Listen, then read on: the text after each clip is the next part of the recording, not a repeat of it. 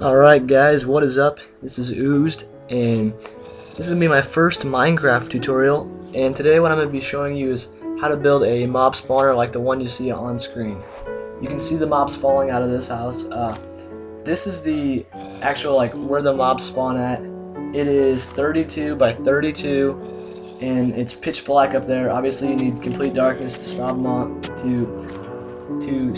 mobs, goodness. And as you can see, I kind of messed up in this corner, so that's why it looks a little different. But yeah, it's 32 by 32. The hole where they fall through there is 4 by 4. No, 2 by 2. My bad. And in between each of these, there's currents. But we'll get into more detail in a second. I just wanted to show you what it actually looks like. And I'll meet you guys down in my basement to show you where I'm capturing the mobs at. Alright, I'm back and we are in my basement. And this is where the mobs are being captured. They're falling, I believe mine's 30 blocks, but I think it has to be at least 23 blocks for them to effectively fall to their death. But I would make it around 25 to 30 just to be safe. And this is where we capture the loot. And unfortunately, sometimes the spiders won't die when they're falling, but everything else will. And my way of capturing the loot is to turn on this lever right here. It propels some water out and drops it all in that right there. Turn it off and we capture all the loot. Alright, but like I said earlier, this is 2 by 2, and you can see I have a piston set up in there with some water. And let me show you guys back here. I set up a nice little redstone contraption. This is where the redstone starts. You connect one to the piston. You bring the other one back here to the lever, and yes, you do need to use a lever, not a pressure plate or a button, because those won't hold the pistons extended. And then you're also going to continue the redstone, and I'm guessing you're probably going to need a repeater to continue the charge. You got to carry it over to this piston, which is actually right behind this, but I had to build it up a little bit and allow extra room for the water. So be sure you guys account for the water, because you have to kind of like have a holding chamber for it. But you guys can see it's a very effective mob spawner. All that loot you guys saw me get, that was within about 30 seconds. No, not that much. It's probably like 2 minutes of me turning on my computer to record this. And so obviously it's very effective, and I'll show you guys more details outside. See ya.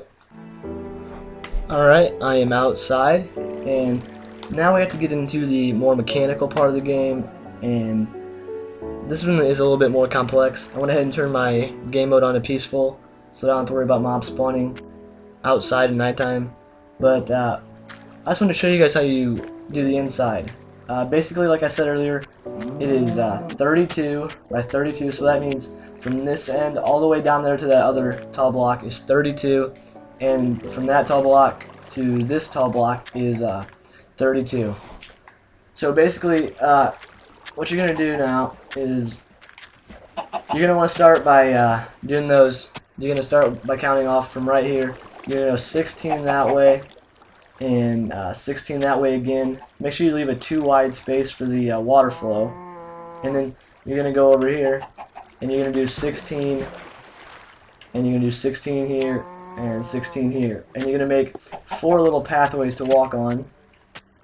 And they're also, once you're done with those, you're going to want to build it up to 2 high. As you can see right here, I have it 2 high. And if you do the 16 thing right, then you should end up with, you're going to want to raise it up 6 back here and leave this front part as 8. And this is the reason why. When you put the currents in, water can only flow a certain distance.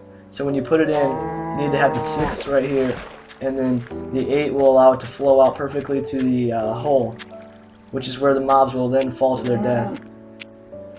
And let me show you how this works. So the mobs spawn up on this right here.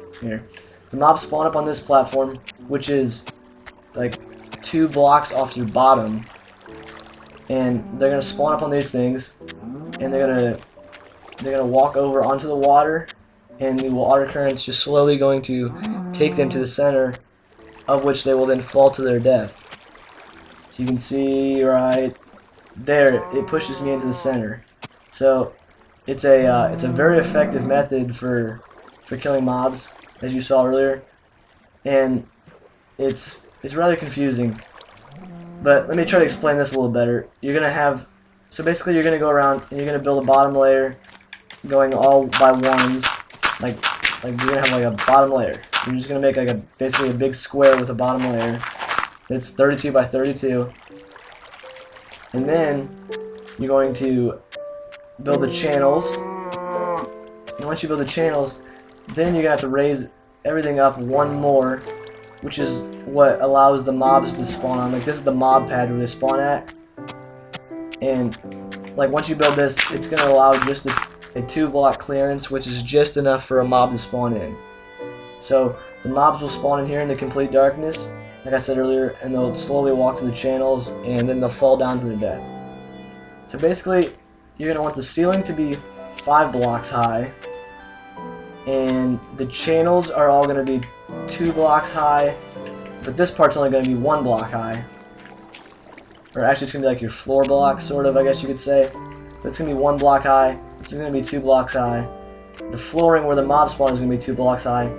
And the only thing that's gonna be different is the wall is gonna be 5 blocks high. So, I don't know, it's a pretty simple mob spawner. It doesn't take too long to build, but yes, it does take time. If you guys have any questions, you can go ahead and comment on the video, and I'll do my best to answer them.